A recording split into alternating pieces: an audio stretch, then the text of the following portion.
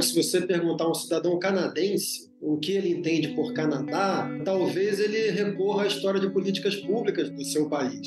Isso é impossível no Brasil. Nós não conseguimos fazer marcos suficientemente transformadores, abrangentes e vinculantes a ponto de uma certa ideia de nacionalidade, né?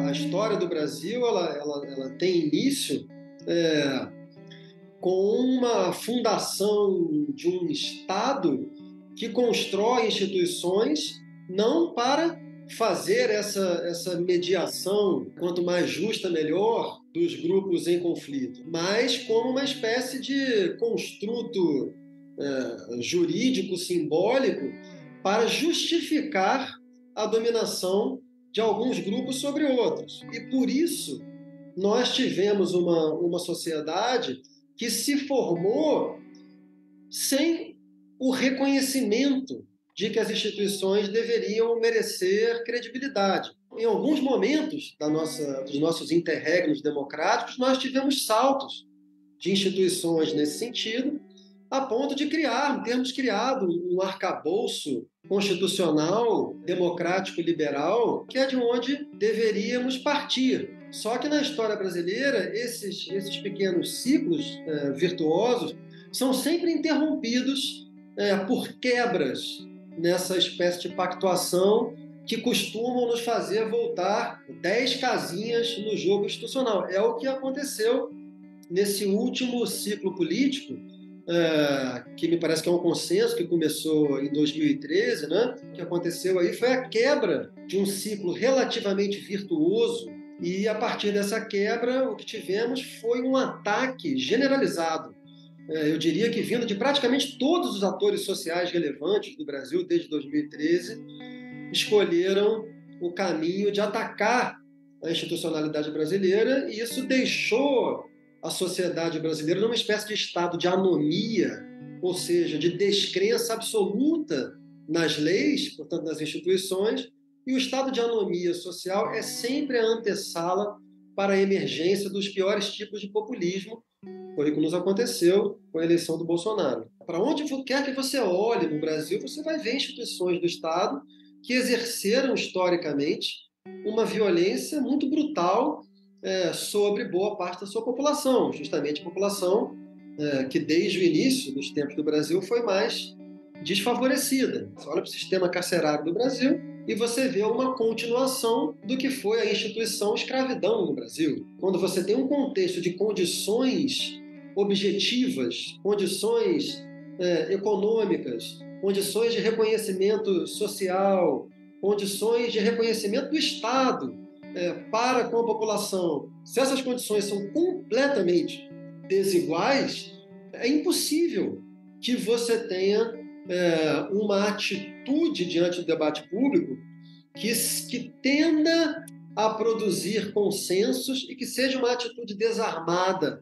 baseada na premissa da boa-fé. Para que o debate público cumpra a sua função, a premissa para esse bom funcionamento é de que os sujeitos que participam dele tenham um grau de abertura cognitiva para poderem se deixar convencer pelos melhores argumentos. Hoje, pela imaginarização da política, é como se quase que todo mundo que participa desse debate entre no debate já com um conjunto de convicções formadas, porque as redes sociais elas convidam à formação de identidades políticas fixas.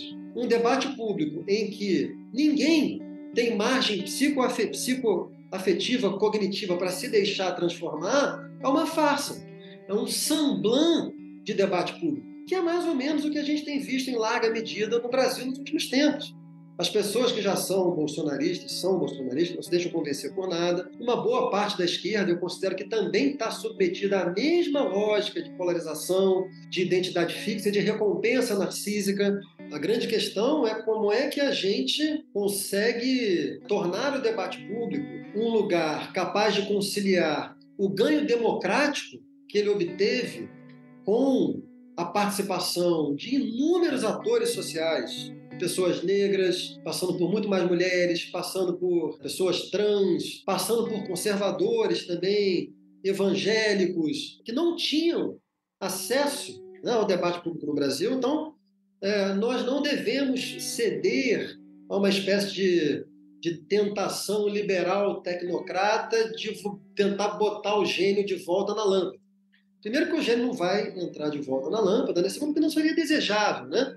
Então a gente tem que conseguir transformar essa conquista democrática que veio com as redes sociais num debate que realmente sirva ao aprofundamento da nossa democracia. Aquilo dali é a passagem ao lado, para continuar na psicanálise, né? O que representou o populismo de direita bolsonarista, fortemente anti-institucional e que o tempo todo flertou com um golpe de Estado. Então, o que houve foi a instrumentalização de um bando de pobres coitados, né, para que fizessem essa espécie de passagem ao ato e tentassem realizar o golpe que a covardia do seu líder não foi capaz de fazer com que viesse, né, de cima para baixo. Cada sujeito que hoje é instrumentalizado na política o é pelo seu próprio desejo.